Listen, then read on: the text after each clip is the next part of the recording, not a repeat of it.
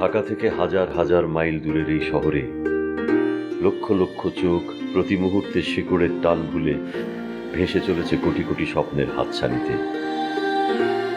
কারো স্বপ্ন সত্যি হচ্ছে, জন্ম দিচ্ছে নতুন আরো স্বপ্নে, আর কারো কারো স্বপ্ন হারিয়ে যাচ্ছে কঠিন কংক্রিটে বাঁধানো এই বুনো শহরের অলিতে গলিতে। আর সেই স্বপ্নের গল্পগুলো প্রতি মুহূর্তে বলে যাবে নিউ ইয়র্ক থেকে বলছি। নিউ ইয়র্ক থেকে বলছি, নিউ ইয়র্ক থেকে বলছি, নিউ ইয়র্ক থেকে বলছি, নিউ ইয়র্ক থেকে বলছি, নিউ ইয়র্ক থেকে বলছি। আজকের পর আর কাউকে বলবো না আপনি অফিসে আছেন। আর কাউকে বলবেন না মানে? কাকে বলেছেন? আমাকে।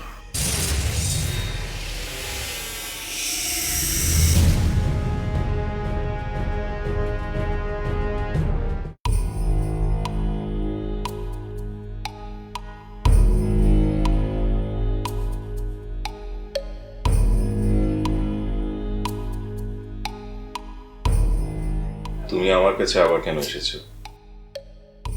আমার ইচ্ছে তাই এসেছি।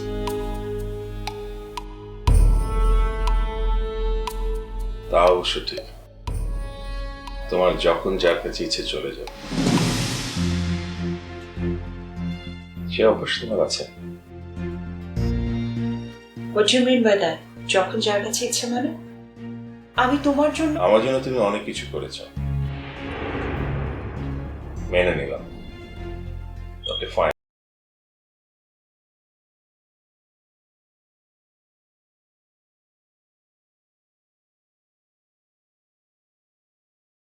এবার তুমি আমাকে মাফ করো।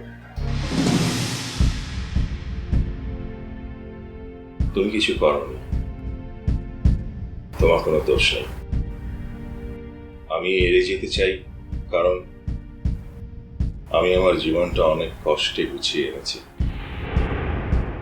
আর সেই গোছানো জীবনটা আমি আর এলোমেলো করতে চাই না। দোদুল, তুমি মুখে যাই বলো না কেন, আই নো, আমি মনে প্রাণে বিশ্বাস করি তুমি শুধু আমাকেই ভালোবাসো, শুধু আমাকে। এইসব ভ্রান্ত ধারণা থেকে বের হয়ে আসো মীরা। আমি মানছি বাংলাদেশে তোমার সাথে আমার একটা ভালো রিলেশন ছিল, আই আন্ডারস্ট্যান্ড, কিন্তু এখন অনেক সময় হয়ে গেছে। আমি বিয়ে করেছি, সীমানা আমার স্ত্রী। সীমানা ছাড়া অন্য কাউকে আমি ভালোবাসি না, ভালোবাসতে পারি না। চাইলেই পারো, মানুষ চাইলে যে কোনো কিছু করতে পারে। না, চাইলেই পারি।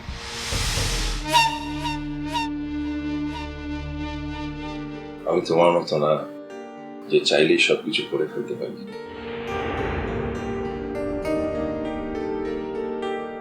আমার বিবেক আছে, বুদ্ধি আছে, নিজের প্রতি একটা কন্ট্রোল আছে। চাইলেই আমি সবকিছু করে ফেলতে পারি না। মানে কি আমি বিবেক বুদ্ধিহীন?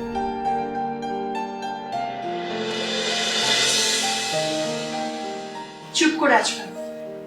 বলো, আমি বিবেক বুদ্ধিহীন দুদু? হবে, তাই তো তোমাকেই ভালোবেসেছি, শুধু তোমাকেই ভালোবেসেছি, এখনো ভালোবেসে চলেছি। আমার কাছে ভালোবাসার মানে শুধু এ কারণেই তোমার আমাকে বোকা মনে হচ্ছে, বিবেক বুদ্ধিহীন মনে হচ্ছে, তাই না?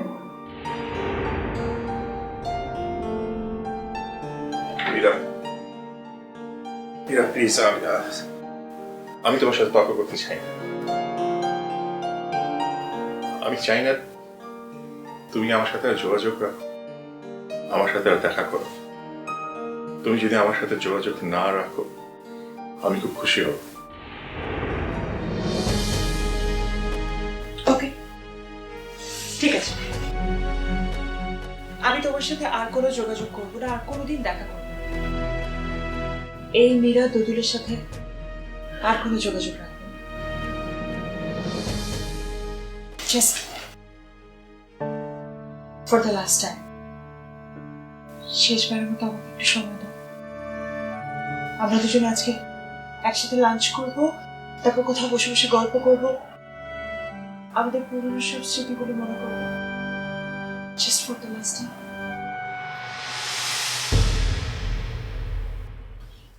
না, দ্যাটস ইম্পসিবল মীরা। দেখো, আমি এখানে চাকরি করি, এটা আমার অফিস। আমি চাইলেই যখন তখন এখান থেকে বের হতে পারি না। I knew. আমি জানতাম তুমি অফিসের কাজের দোহাই দিবে। নো প্রবলেম, আমি ওয়েট করছি। আমার হাতে প্রচুর সময়। আমি এখানে বসবো, তোমার জন্য ওয়েট করবো, তুমি কাজ শেষ করবে, তারপর আমরা একসাথে লাঞ্চে যাবো।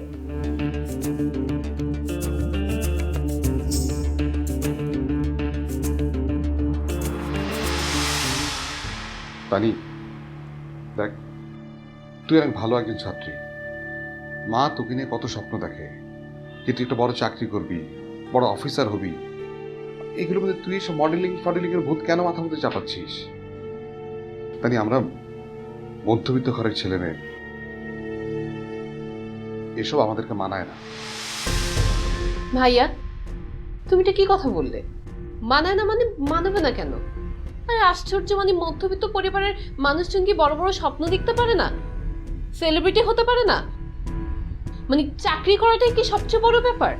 তানি, তুই আমার কথাটা বুঝতে পারছিস না। আমি বুঝতে পেরেছি ভাইয়া, সবকিছু বোঝার মতো যথেষ্ট বড় আমি অলরেডি হয়েছি। মা স্বপ্ন দেখে আমি চাকরি করব, তুমি স্বপ্ন দেখো আমি পড়ালেখা করব। আরে আমি কি স্বপ্ন দেখি সেটাও তো কেউ ভাববে নাকি? মানে যে যা স্বপ্ন নিয়ে পড়ে আছে। আমি যেটা বলতে চাইছি সেটা বোঝার চেষ্টা কর। তুই আগে লেখাপড়াটা শেষ কর। আমি চাই না লেখাপড়ার মধ্যে তুই অন্য কিছু মাথায় ঢুকিয়ে সময়টাকে নষ্ট কর, ঠিক আছে? হ্যাঁ প্লিজ, তুমি ওকে টাকাটা দিবে কিনা সেটা বল। যদি দাও খুব ভালো, না দিলে সেটাও বলে দাও, আমি আর কোনোদিন চাইবো না। তাহলে কেন আমি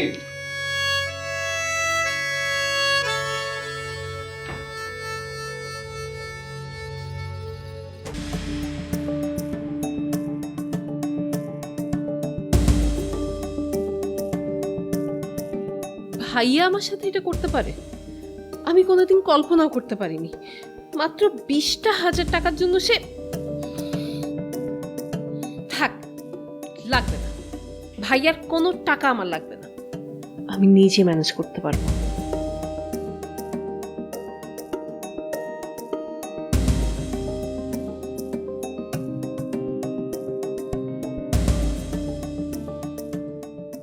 আচ্ছা বাবা, বললাম তো। আচ্ছা বাবু, আমার না একটা ইম্পর্টেন্ট কল আসছে। হ্যাঁ, আমি তোমাকে একটু পরে কল দিচ্ছি। ওকে ওকে ওকে। হ্যাঁ তানি, বল। হ্যালো, আই শোন না, আমার একটা হেল্প করতে পারবি? তুই মনে হয় ভুল করে সজীবকে কল করতে গিয়ে আমাকে কল করেছিস। আমি জিমি। জানি আমি ভুল করে কল করিনি। তোর তো হেল্প লাগলে তুই সবসময় সজীবকে তো মনে করিস, তাই ভাবলাম। আই ফালতু কথা রাখতো, তুই হেল্প করতে পারবি কিনা সেটা বল। কি হেল্প? হেল্প বলতে আসলে আমার কিছু টাকা লাগবে। টাকা? কত? এই তো বেশি না, ধর 1,000-20। 1,000-20 টাকা কমও তো না। আচ্ছা, তুই এটা বল যে ব্যাক করবি কবে? সেসব কিছু এখন বলতে পারছি না, কিন্তু হ্যাঁ আমার টাকাটা ইমিডিয়েটলি দরকার। কালকে টাকা দিতে পারবি কিনা সেটা বল। আসলে আমি শিওর না, মনে হয় আমার কাছে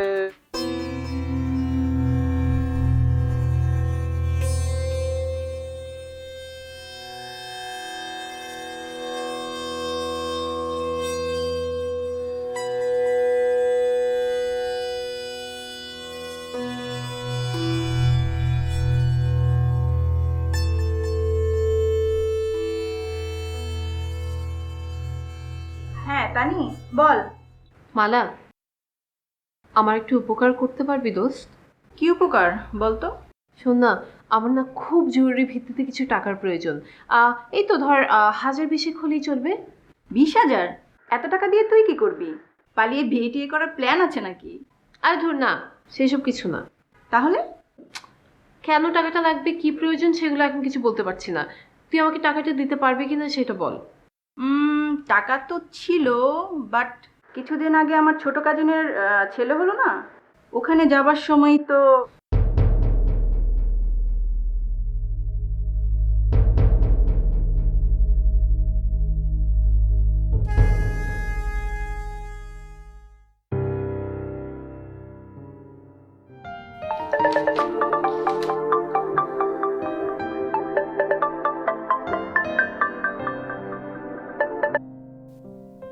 কি রে, এত রাতে ফোন করলি যে?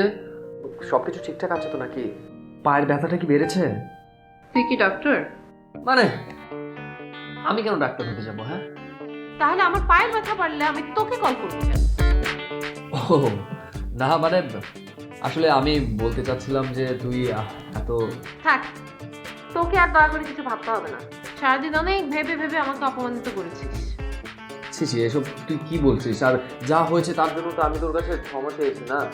দেখ, তুই বিশ্বাস কর, আমার কিন্তু ওই জায়গায় কোনো... থাম, অনেক বলেছিস। তোর কথা শোনার জন্য আমি কল করিনি। আমার একটা হেল্প লাগবে, সেটা তুই করতে পারবি কিনা তাই বল। পারবো না কেন? বল, তোর কি হেল্প লাগবে বল। আমার আমার না কিছু টাকা লাগবে। এই তো ধর 1,020 তুই দিতে পারবি আমাকে?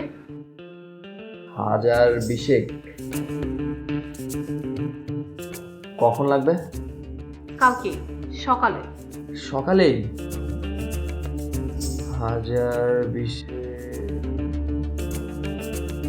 ঠিক আছে, পারবো আমি। পারবি সত্যি? মিথ্যা বলছি নাকি তোকে? আর তোর যদি দরকার না হতো এত রাতে তুই আমাকে ফোন দিতি না, তাই না? শোন, বিপদ আপদে বন্ধুই বন্ধুর পাশে এসে দাঁড়ায়।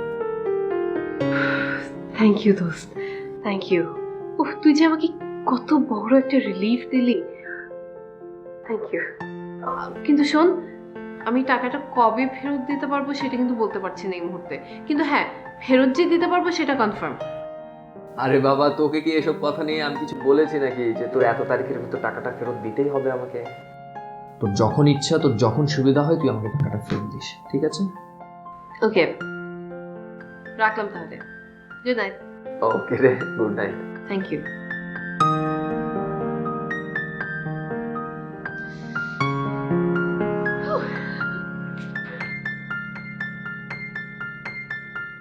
বলে তো দিলাম টাকা দেব, কিন্তু কোথা থেকে দেবো এতগুলো টাকা?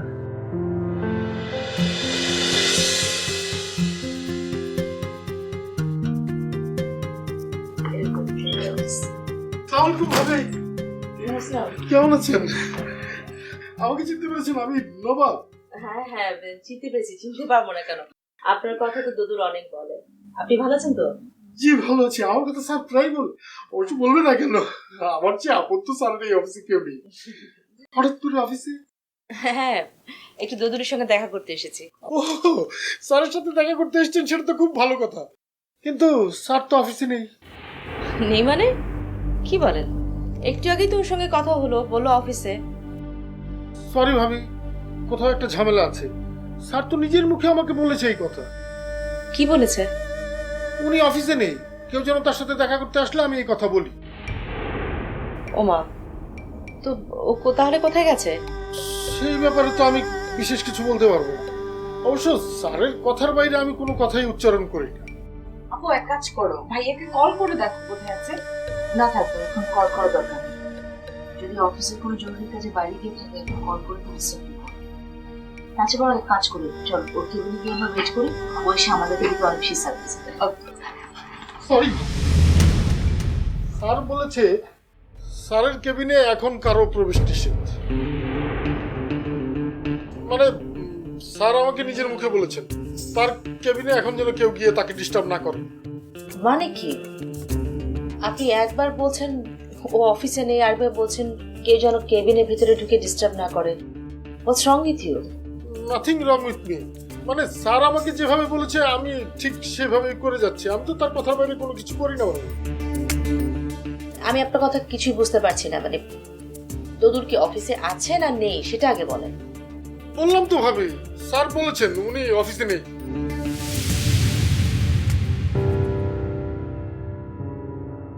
মীরা, তুমি এভাবে বসে থাকলে আমি কাজ করতে পারবো না। তুমি বেটার এখন চলে যাও, আমি তোমাকে কল করছি। খুব ভালো করে জানি তুমি আমাকে কল করবে। আচ্ছা, একটা ব্যাপার তুমি বুঝতে পারছো না, আমি এখানে আমার তো কারণ আছে।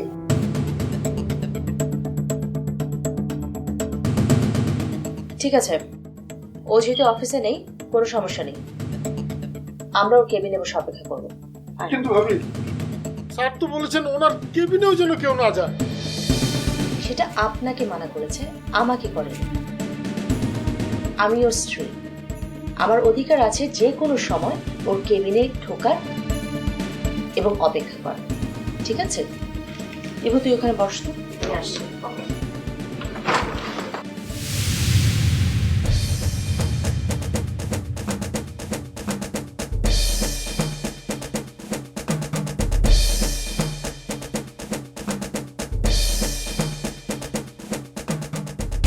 সীমানা, তুমি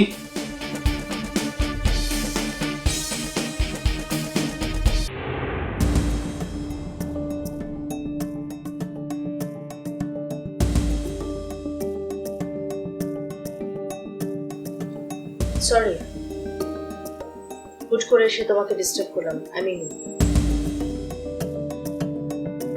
তোমাদের ডিস্টার্ব করলাম। না না, তা হবে কেন? তুমি না ফোনে বললে তুমি বাসাতেই আছো, তাই। সেটাই চেয়েছিলে আমি যেন ঘরের ভিতরে গৃহবন্দী হয়ে থাকি, তাতে করে যেন তুমি অফিসের ভিতরে তোমার জরুরি কাজ নিশ্চিন্তে করতে পারো, রাইট?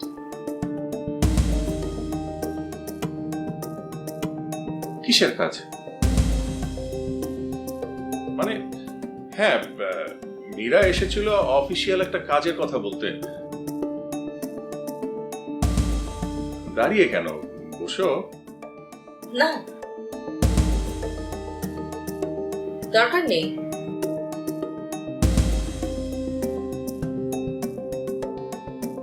যা দেখার, যা বোঝার, সেটা তো হয়ে গেছে, আর কেন বুঝবো? আরে কি আজব কথা বলছো? তুমি আজব আজব কাজ করতে পারো আর আমি বলতে পারবো না? আমি আজব কি কাজ করলাম আবার? তুমি অফিসে থেকে কেন বলতে বলেছো তুমি অফিসে নেই? আমি অফিসে নেই এটা কে বললো? স্যার, আপনি আমাকে বলেছেন, একটু আগে বললেন না আপনি যে অফিসে আছেন এই কথা যেন আমি কাউকে না বলি। আমি আপনাকে বলেছিলাম এই কথা বলতে? আমি বলেছিলাম আমি অফিসে আছে কি নেই এটা আপনাকে কাউকে বলতে হবে না। দ্যাট মিন্স তুমি কথাটা বলেছো, রাইট? তাহলে তুমি এই কথাটা বলেছো যে অফিসের ভিতরে কেউ যেন না ঢোকে, রাইট? আমি কথাটা বলেছিলাম। প্লিজ আর অভিনয় করো না তো তুমি। আমি সত্যি বলছি। কোনটা সত্যি কোনটা মিথ্যা তা তো নিজের চোখে দেখে গেলাম, তাই না? সীমানা, চল। সীমানা, সীমানা, তুমি কি শুরু করলে? আমার কথা শুনবে? তোমার কথা কি শুনবো? কোনো কিছু বলতে হবে না তোমাকে। যা কিছু দেখার, বোঝার, শোনার আর কোনো কিছু বাকি নেই আমার। আছে। তুমি যা শুনেছো দেখেছো পুরোটাই ভুল।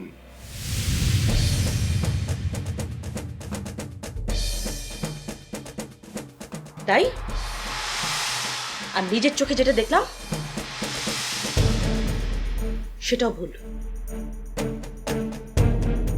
বলো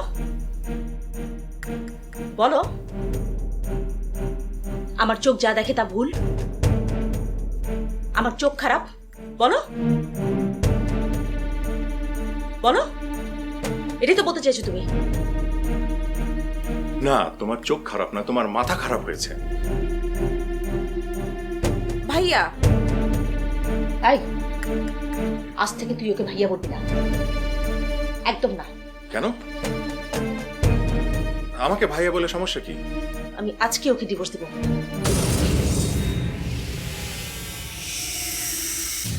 কি?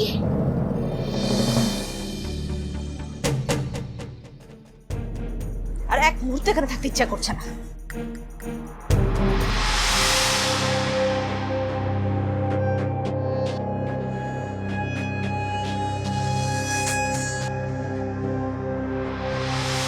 মানুষের কান থাকে দুটো, এই ছেলের তো দেখছি 3টে কান। মা, আমি একটা সিদ্ধান্ত নিয়েছি, আমি আর এই দেশে থাকবো না, আমেরিকা চলে যাবো।